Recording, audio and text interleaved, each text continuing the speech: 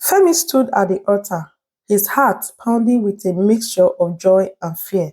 His mother, Aduke, had never approved of his relationship with Ada. She is not from our tribe, Femi. Think of the family lineage, Aduke had often reminded him. But Femi's love for Ada was unwavering, and against his mother's wish, he married Ada. The couple had each other's back. On several occasions that Femi's mom, Aduke, would pick on Ada, Femi would always defend her. On one occasion, he gave his mom options either to leave his house or give his wife peace. Aduke was very furious. So after suffering to give you the best life, a medical doctor at that, you want me, your mother, to leave your house? No problem. I will go, said Aduke angrily.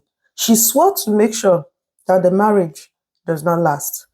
5 years had passed since their wedding, and despite their efforts, Ada had not conceived. The pressure from Aduke weighed heavily on them. She would always remind Femi on her warnings not to marry Ada, that she means bad luck. But Femi remained hopeful. One day, when Ada would feel the weight of not being able to give Femi a child, he would always be by her side. We will have our own child. We've been both medically confirmed to be fit to have kids. So don't be stressed up. We will surely have our own children when the time comes, he often reassured her. Determined to further his career and provide a better life for his family, Femi decided to pursue advanced studies in surgery abroad. The decision was bittersweet, as this meant leaving Ada behind. I'll be back soon, my love. This is for our future, he promised, holding her close. To Ada, she had a mixed feeling. She was scared as she did not know what Aduke would do to her, especially now that Femi would be far away from her. She thought to herself. Femi noticed the shift in mood in Ada and asked her what the problem was. Ada did not reply. Femi already promised to talk to his mom not to cause any problems. While abroad, Femi lost his phone, cutting off a crucial line of communication between him and Ada. He quickly got a new line, called Ada severally, but she was not taking her call. So he decided to call his mom to check on his wife. Aduke saw this as an opportunity to execute her plans. Don't worry, Femi, I will take care of everything, she assured him, hiding her true intentions. Ada stood looking at herself in the bathroom mirror as tears welled up her eyes while holding a positive pregnancy test strip. She could not contain her joy. She froze, lost in deep thought, as she did not hear the continuous buzz from her phone. Femi had been calling her with the new line. Still standing there, lost in thought, she heard a loud bang on the door. The bang brought Ada back to reality, as it was very loud. Ada quickly opened the door, but was pushed aside by Aduke as she made her way in with some three huge-looking men. I am happy my son has listened to me. He has finally agreed to let you go. It's been 5 whole years and still no child. Femi asked me to do this because he couldn't do it himself. He wants you to live his life and leave his house for good. Aduke lied, her voice cold and unyielding. No, that's a big lie. Femi can't do that, said Ada, as she quickly grabbed her phone to call Femi. Aduke laughed out loudly. He doesn't want to speak with you. So he switched off his phone. My son is over you. I want you out of his life and his house for good. Your son should be man enough to tell me he doesn't want me anymore to my face. Ada screamed at Aduke. You mannerless child that lacks respect for her elders. I will make sure you leave this house with nothing. Aduke retorted as she snatched Ada's phone and smashed it to the ground. With a loud voice, she said, Leave! Ada, still surprised and dumbfounded, said to Aduke, It's not true. Femi can't do this to me. Aduke walked closer to Ada and whispered to her, "If you find your way into Femi's life again, I'll make sure you disappear from this surface forever." Ada was shocked and scared. She begged Aduke to let her pick some of her stuff, but Aduke declined, ordering the boys to push Ada out of the house.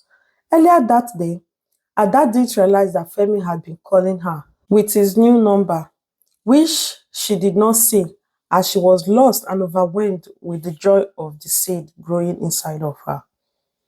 With nowhere else to turn, Ada called her friend who lived few cities from hers, and she took Ada to her house.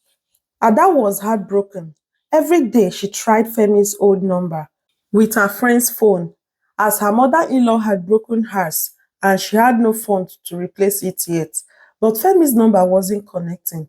It's been weeks and she's starting to believe what Aduke had told her. Maybe Femi doesn't want to talk to me. Maybe I am not good enough for him. At least I've not been able to give him a child. With time, she resolved to taking care of herself, especially because of the life growing inside of her. Meanwhile, Aduke told Femi that she had caught Ada with a man on his matrimonial bed, which was why Ada was too busy to pick his call that fateful day. And when she confronted her, Ada packed her things and left with the man. Femi was surprised at his mother's allegation. He was sure his wife would never cheat on him. Aduke even told him that she could call his neighbor to testify, knowing fully well that Femi will decline. "I would like to speak with her first, Mom," Femi said as Aduke cut in. "She gave me a message for you. She said in her family that they are all fertile, that the problem is not from her, but you. She said she can't bear the pain of being childless anymore." Aduke said, sobbing as she continued. She even went as far as saying, "If the infertility is not from our family, why is it that I had just you? My son, I am so heartbroken," Aduke said, sobbing uncontrollably. This really angered Femi, and his heart broke for his mom. Aduke sounded so convincing, and Femi began to believe his mom because Ada's number had not been going through. But in all, he wanted answers. He had so many questions for Ada. Meanwhile, Ada concluded that she had to be strong for the baby growing inside of her. She erased all her old life and starts anew. Months later, she gave birth to a beautiful baby girl. She named her Mira. Ada dedicated herself to raising Mira, finding solace in her child's laughter. Her eyes reminded her of Femi, her heart still wanting. Yet, many parts of her feel so enraged about her past. Femi was her first true love. She did not forget Aduke's threat, and in order to protect Mira, she swore never to have anything to do with Femi nor Aduke again. It's been years. Femi is now a renowned surgeon. He decided to come back home and practice. His heart never stopped thinking of Ada. He often wondered why Ada left him. He couldn't understand how she could break their promises. Despite the attention from many women, Femi's heart remained with Ada. He dreamed of their past, feeling the love they once shared still burning within him. He hoped that one day they would meet and he would get at least an explanation. With that, he would get the closure he needed and moved on. Meanwhile, Aduke is urging Femi to get a new wife.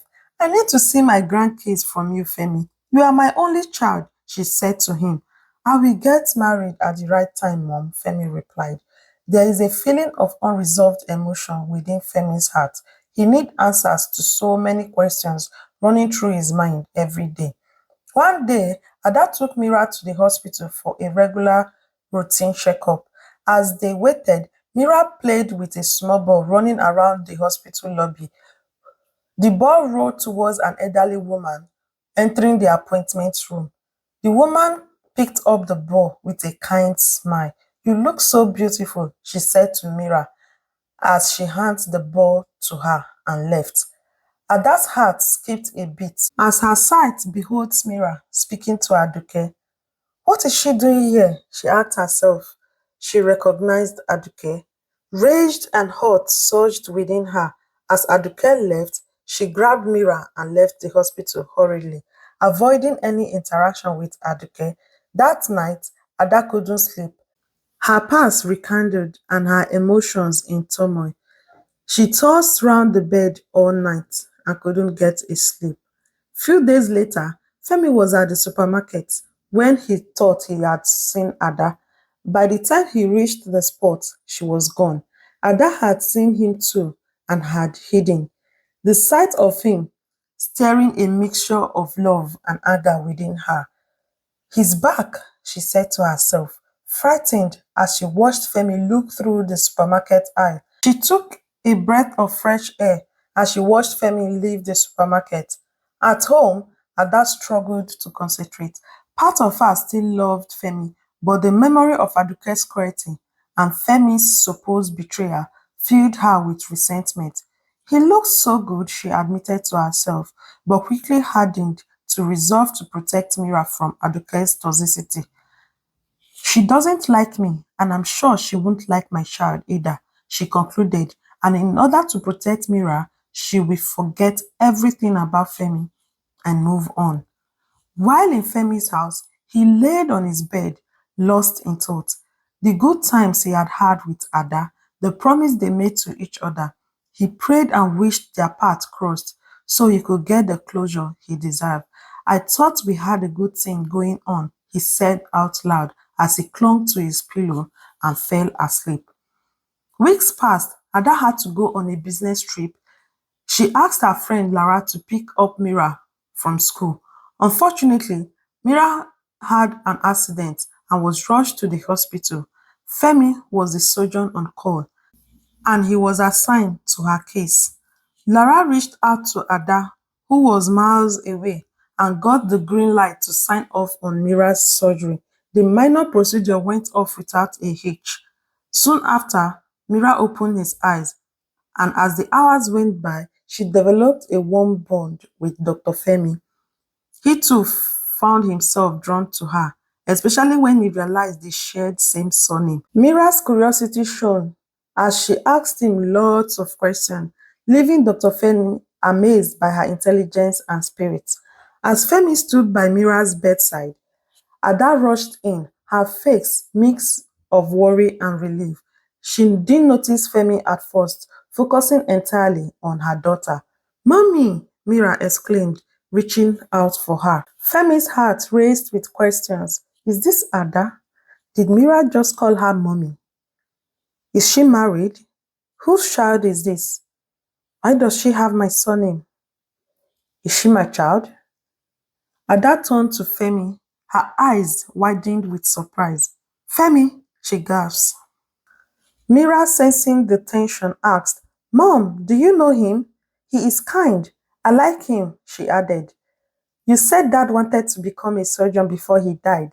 Does he look like my dad? Ada's heart was heavy as she stood by Mira's bedside. The last question cut through her heart like a knife, and gently she told her, No, he is not your father. After reassuring Mira, she excused herself. As Femi was about to leave the room, Mira asked him to visit her the next day, and he assured her that as her doctor, he would definitely see her again. Femi followed Ada, who inquired about Mira's health. He informed her that it was just a minor surgery and Mira would be fine. Ada couldn't bear to look Femi without the surge of anger, and Femi had many questions for her. As Ada turned to leave, she heard Femi's voice behind her. His question cut through her heart as he asked, Why did you go with him after we promised to wait for each other?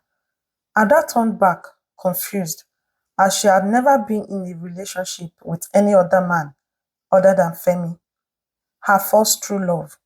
She assured him that she had never loved any other man, nor left with anyone. Femi was taken aback. Did you find someone else?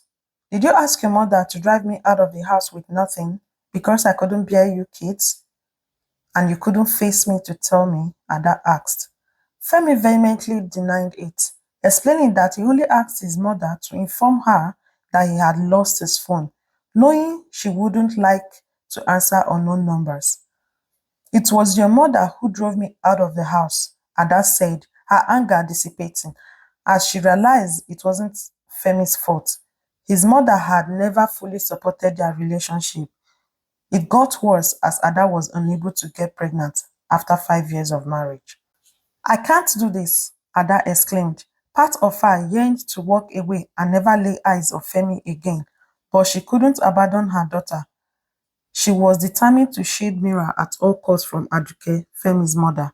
I need to get back to my daughter, she said, leaving Femi standing in the hospital lobby with so many unanswered questions. Ada returned to her daughter's bedside. Are you okay, mommy? Mira asked. Ada reassured her that she was fine. Femi followed Ada as she headed home to freshen up before returning to the hospital. Upon reaching home, Ada flung the door open and sank onto the sofa, her mind consumed by thoughts of Femi. The anger had transformed into love, and though she missed him, she couldn't let her guards down, especially when thinking of Aduke and Mira. It's my responsibility to protect Mira, she resolved before heading to the shower. Emerging from the shower, Ada was startled to find Femi seated on the sofa. How long have you been there? She inquired. You look so beautiful, Femi complimented, causing Ada's legs to go weak. These words melted her heart. You need to leave, she managed to say with a trembling voice. They both knew that despite the passage of several years, they hadn't moved on from each other. They longed for things to return to how they used to be, with Femi expressing his desire to start anew. Femi held Ada close, and she wished he never let go. He kissed her passionately, reigniting feelings of love within Ada. Let's start all over again, he proposed, promising to stand by her and protect her. Overwhelmed, Ada found herself unable to speak. Momentarily forgetting about Aduke, she melted into Femi's embrace, cherishing the moment they shared. Devoid of regret, they had a good time together, and in a span of 24 hours, her life had transformed from a single struggling mother to a fulfilled married woman. However, mixed feelings arose as Ada contemplated on how to reveal the truth to Mira, whom she had previously told that her father was deceased. Lost in thought, she was brought back to reality by Femi's questioning gaze. Who is she? Femi asked. Ada disclosed that Mira was his daughter, conceived before he traveled, and she only found out she was pregnant minutes before Aduke drove her out of the house. Before she could finish, Femi hugged her tightly, promising to shield both Ada and Mira from his mother's influence. After getting ready, they visited the hospital to see Mira. Kind doctor, Mira exclaimed with a beaming smile as Femi took her hand and kissed it affectionately. Mira recoiled, reminding him that her mother says it's inappropriate. They both explained to Mira that the kind doctor was her father, evoking immense joy in the little girl's heart. Upon Mira's discharge, Dr. Femi took them home. Ada, fearful of Aduke, declined to go to Femi's house, prompting Femi to take them to her residence. Aduke noticed a change in Femi's attitude and felt elated, believing he had found a woman in his life. Eager to meet her, she inquired when she would have the opportunity to meet the new woman. After a month of bonding and rekindled romance, Femi felt it was time for Ada to meet his mother once again. Nervous, yet assured by Femi, they visited Aduke's home, where Femi introduced Mira as his daughter. Aduke was taken aback, but embraced Mira warmly, expressing her joy at finally having a grandchild. Why did you hide this from me? I did not, Mom. I only found out about a month ago, Femi replied. Meet her mom, Ada, my wife. As Ada walked in, Aduke's eyes flew wide open in surprise. She apologized to Ada for her past actions and welcomed her into the family. I thought I could separate you both, but the universe has a way of bringing two hearts that beat for each other together. I'm sorry, my children, she said. Overwhelmed with emotion, Ada fainted, prompting a rush to the hospital. Sitting on the chair in the hospital lobby, Aduke prayed for Ada. The doctor came out, smiling. Is she okay? Femi asked. Congratulations, the doctor replied. Your wife is pregnant. Aduke wiped her tears hurriedly and jumped in happiness. Can we see her now? Yes, she will be discharged now. She just needs some time to rest, replied the doctor. After being discharged, Ada was embraced by a newfound sense of family and love. Aduke visited daily to assist with the chores, much to Ada's disbelief, and the family lived happily thereafter. And with this, the story comes to an end.